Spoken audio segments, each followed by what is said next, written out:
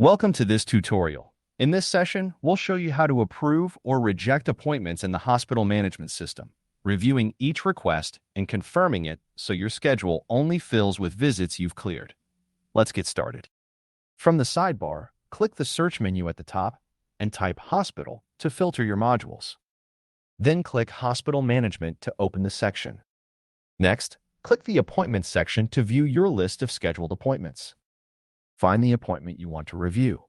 Then click the eye icon next to it to open its details. This opens the full appointment details. Scroll down and you'll see the option to approve or reject the request. Here, we'll click Approve to confirm it. Reviewing each one before approving keeps your schedule accurate and gives you control over who gets booked in. You'll now see the status update has changed from pending to approved, so everyone can tell at a glance that the visit is confirmed. And that's a wrap on approving appointments. You've just learned how to open an appointment, review its details, and approve or reject it in a couple of clicks. Thank you for watching, and we'll see you in the next tutorial as we continue setting up your hospital management system.